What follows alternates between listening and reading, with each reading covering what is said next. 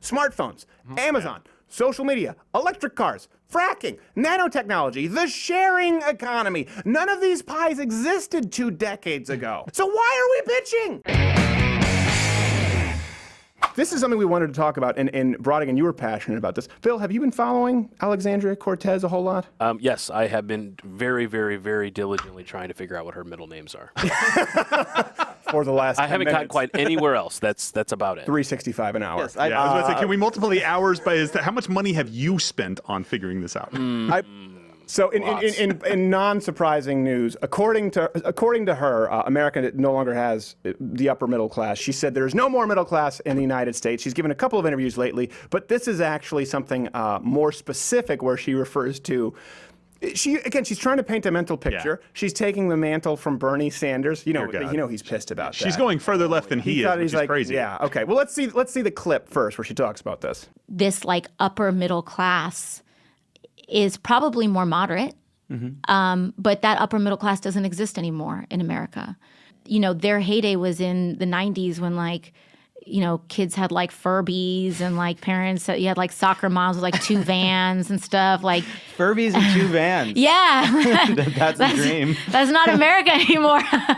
No, it's not America anymore. You don't even recognize America if you have 2 actual crazy eyes.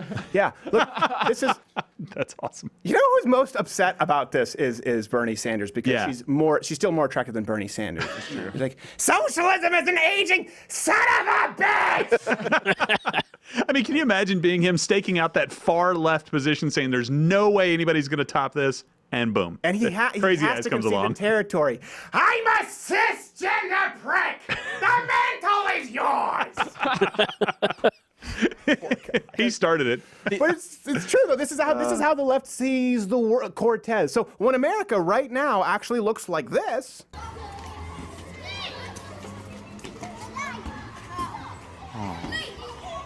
Alexandria something Cortez actually sees this. Great movie. Love it.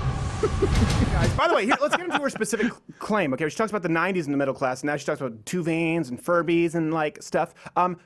Okay, today, actually, Americans have it better than the 90s. So let's just use her comparison. So the average vehicle, specifically, which you have per capita, Furbies sucked. We've moved on. Steadily risen along with the median income, yes, when adjusted for inflation. So even in her examples, they have more cars and they have more money. And by the way, when you look at things that she didn't bring up, which is what we talk about a lot as free enterprise advocates, and you can comment, I'd love to hear from you, with advancements in technology, things like, okay, think of plasma screen cell phones now, smartphones. Again, 90s, you go back, it was still just a cell phone, a cellular phone. If you were lucky. And smartphone, services, online educational assistance. Everything is more accessible than ever. Well, what we're missing here is that what she actually wants to do is actually make food more expensive. Think about it. The food more expensive when it all has to be local and organic and has to go through everything and single thing possible that the business progress has made over the years so that people can get fed. That's actually the opposite of what she wants. Especially try sticking a paper straw in a coconut. No, you're right. Actually, we have an overlay from American Enterprise. Food is cheaper right now and more healthy than ever. More healthy options than ever. They used to, remember they used to talk about this, these food deserts. Like, food deserts. Okay, well now there's Amazon Fresh. Damn you, Amazon! Here's the thing. They'd be even cheaper if we didn't price fix. So good examples, just like in Michigan, because of Great Lakes, record highs in a lot of them, and actually some one of the best crop years ever. The last few years, you know this, Nagajer. Michigans are very persnickety crops, so they need. It's not extreme cold or extreme hot. They need a very long, moderate, slow thawing winter, and they've had the best in years. Damn cherries around. So what happens? They make them dump cherries. Same thing in Canada, from in Quebec. I remember they used to make them dump milk because they wanted the prices would be too low. Like, well, cherries will be too cheap, so we have to save the cherry farm. Let's fix the prices of the cherries. And the milk, they're not giving them to cheese factories. No. They're not giving them to homeless. Jumping down the drain. Just give it to a homeless shelter. Price fix. Homeless shelter fixing prices. By the way, if we're talking about where the middle class is getting reamed on prices, at least as far as 2016 and 2017 is concerned, America has actually spent more money on taxes than food and clothing combined. Coming from your labor statistics, Miss Socialist. A little bit more. So if we want to talk about Americans having more money, again, like you said, take a closer look at the government. Also, by the way, Cortez, something Cortez, sees Furbies like this. I kind of agree with her there. She goes on to make another claim that unemployment is only low because Americans have to work 2 jobs. Let her say it. The numbers that you just talked about is part of the problem, right? Because we look at these figures and we say, oh, unemployment is low, everything is fine, right? Well, unemployment is low because everyone has 2 jobs. All right. Everyone. Even PolitiFact, bring this up, Rodigan, rated this as pants on fire. So, I mean, that is friendly pants on fire, by the way. Exactly. They searched the first page of Google and then wrote the article. Yeah. Yes, exactly. The first link says no. That's what's remarkable about this, because I'm pretty sure PolitiFact is funded by Hillary Clinton donors. Pretty much. So for Alexandria, the Riz of the Jersey, and old dirty bastard Cortez to get a pants on fire. How long have you been working on this? I know, right? That's so good. And by the way, I want to get this correct. I'm pretty sure PolitiFact is funded by Podesta's Underground Pizza Sex Ring. Right, Yes, Bill? that's absolutely we can confirm correct. it. Section, yeah. Not allegedly. By the way, matters. we have the numbers. This currently, actually, the number of I think job holders is about 7 million compared to more than 148 million Americans who are employed in a single job. So this is important. It's not because of 2 jobs. And by the way, also a lot of people are working second jobs right now because of something else that the left opposes. Ironically, socialists oppose the sharing economy. So people who work full-time jobs who don't have to work second jobs, they drive Uber or they use their home as an Airbnb and sometimes. So it's really hard to get those numbers. Even then, it's more damning than she would hope you to believe. Again, rated pants on fire. But here's another thing that she goes on to suggest, because the other things aren't necessarily working. So she just keeps digging her hole deeper and deeper with her bug eyes. I don't think she knows how deep the hole is. She's like, where am I? New ideas, right? Like universal basic income. The mayor of Stockton, he's exploring doing a pilot program of universal basic Mayor of income. Stockton. That's also what people want right now. bankrupt They city. want Yes. new What she ideas. actually means is Nick and Nate Diaz. Right, yes, exactly. Nick and Nate Diaz.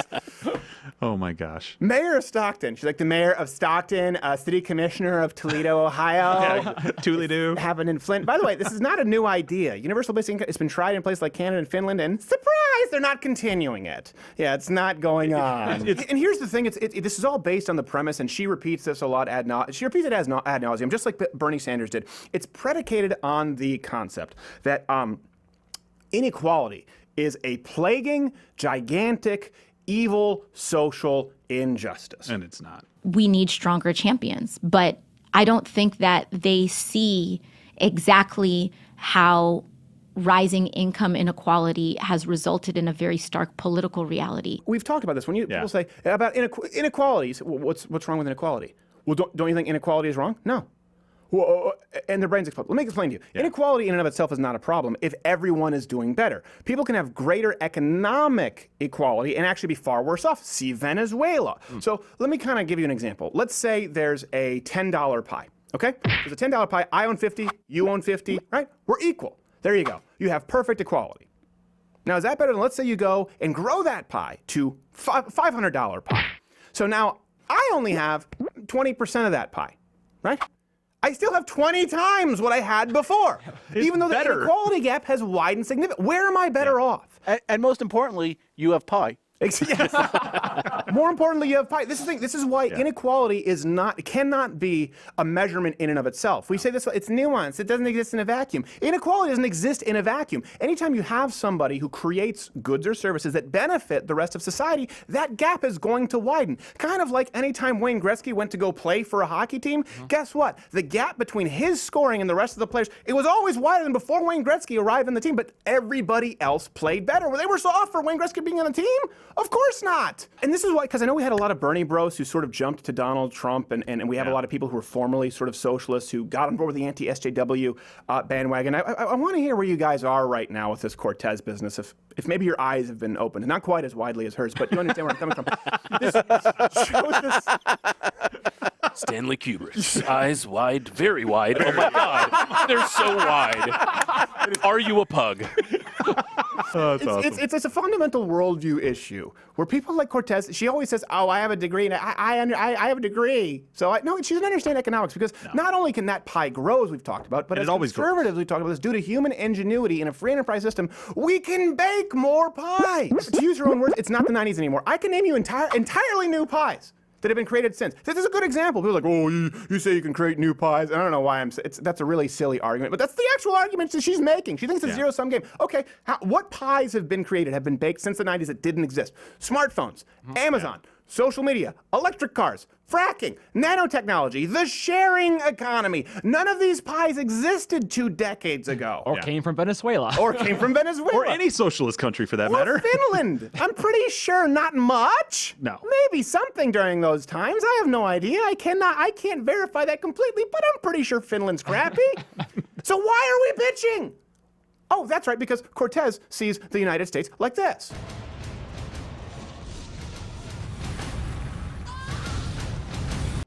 Hey, if you like this video, subscribe, hit the notification bell, or if you want to continue to enjoy free content, support us at louderwithcrowder.com/mugclub, where you get the full nightly show, an hour every day free, along with all of our friends' content. If not, you don't want to do any of those things, you're probably just here, you're watching me seething.